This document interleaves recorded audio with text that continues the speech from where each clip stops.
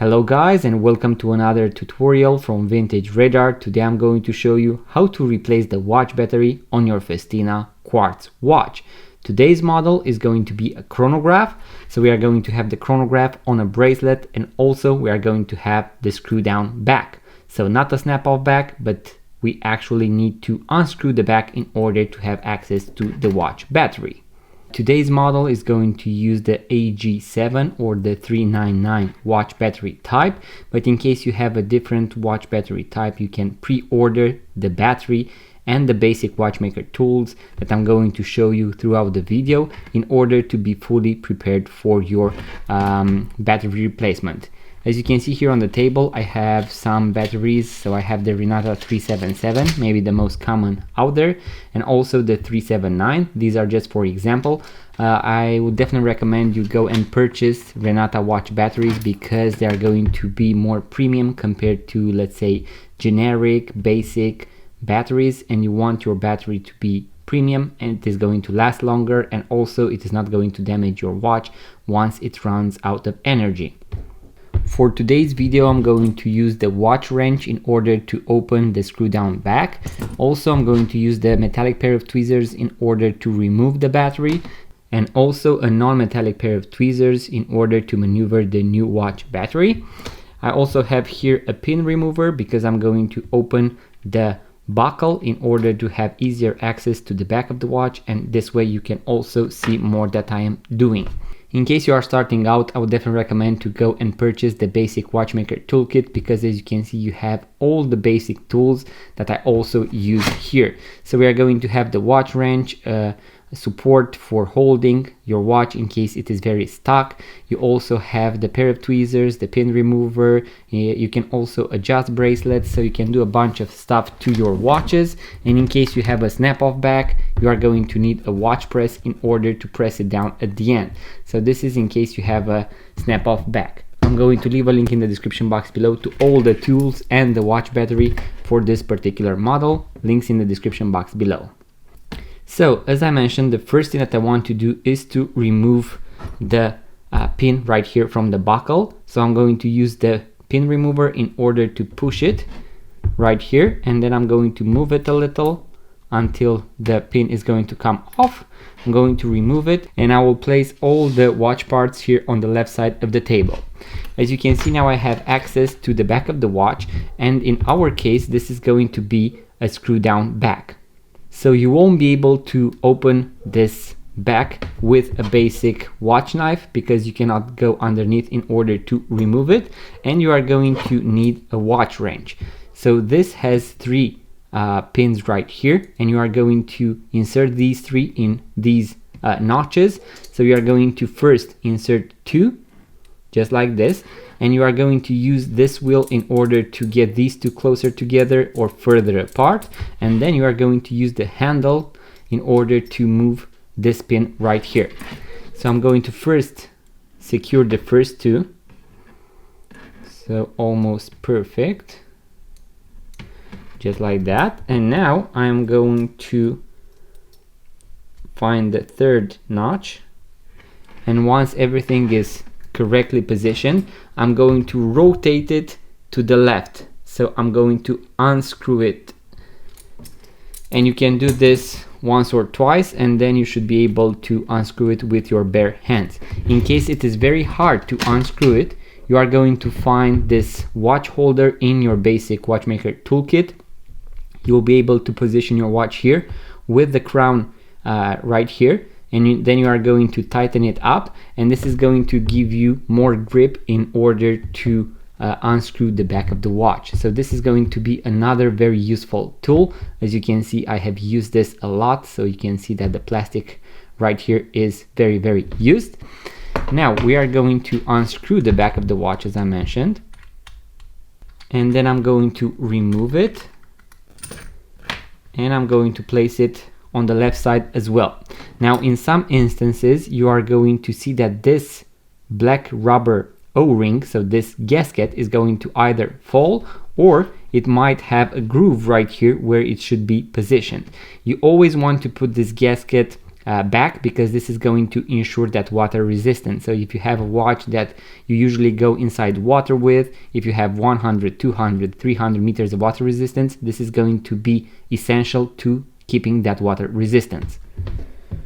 And now we are going to have access to the back of the watch, and as you can see here we have the watch battery, and then we also have a plastic, in our case, that most likely holds the movement a little bit together. So I'm going to remove it and put it here as well.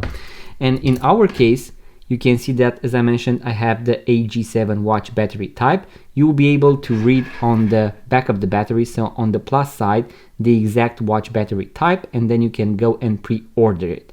I will leave a link in the description box below to this one, because usually most chronographs will either use the AG7 or the AG6. So I'm going to use now the metallic pair of tweezers. With one tip of the metallic pair of tweezers, I'm going to insert it right here in order to move gently this metallic part right here, because this is going to hold the battery together. As you can see, the battery fell, and now because I'm going to use the exact same battery, I'm going to maneuver it with my non-metallic pair of tweezers. So as you can see, once again, AG7, and you always want to maneuver your new watch battery with a non-metallic pair of tweezers. So let's presume that this is my new watch battery, because I use this one. Now I'm going to want to put it back inside the watch. So I'm going to insert it right here. So I want to go underneath this metallic plate right here on the left side, because this one cannot be moved. And then with my pair of tweezers, I'm going to move this flexible metallic part right here in order to let the battery go in all the way. So I'm going to do it just like this, and then push the battery inside. If you have the option to use finger cuts in order not to touch the battery at all with your bare fingers, that is a big plus. If not, if this is your watch, that is good to do as well. Now, after you have inserted the new watch battery, what you want to do is to look on the back of the movement and look for a minus or an AC. So AC, and that should point you to the place where you need to do the AC reset. In my case, I have a minus right here, so I'm going to insert one tip of the pair of tweezers right there, and then I'm going to connect it with the plus of the battery for 3 seconds. That is going to ensure the AC reset for my watch, and as you can see, the watch is working. We can also test the chronograph, and as you can see, everything is working perfectly. After we have done the AC reset, the next step is going to be to assemble the watch back together. So what you want to do, once again, after you have inserted the watch battery, make sure that the seconds hand is working. Usually if you have a chronograph, it is going to have a sub-dial for the seconds hand, and then the big seconds hand usually stands or is used for the seconds hand of the chronograph. And now I'm going to first take the plastic, and I'm going to position it as it was initially.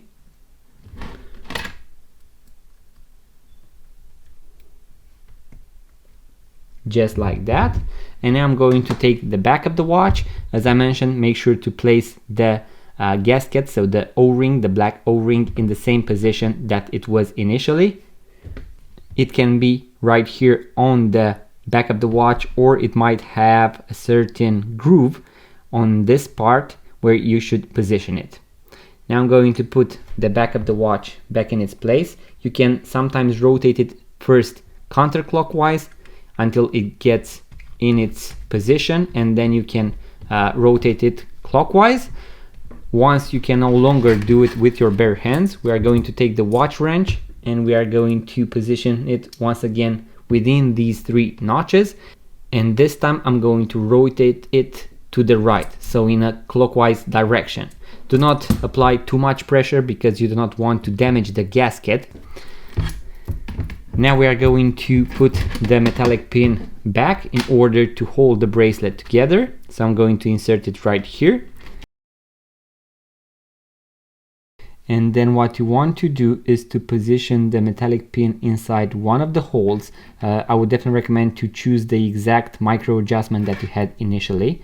Then we are going to hold it just like this, and I'm going to take the pin remover and use the other part in order to push this other end inside, so underneath the buckle. Once again, push it inside, and then I'm going to search for the second hole. Sometimes you can hear a click, and then you can simply try to verify that the buckle is held in place.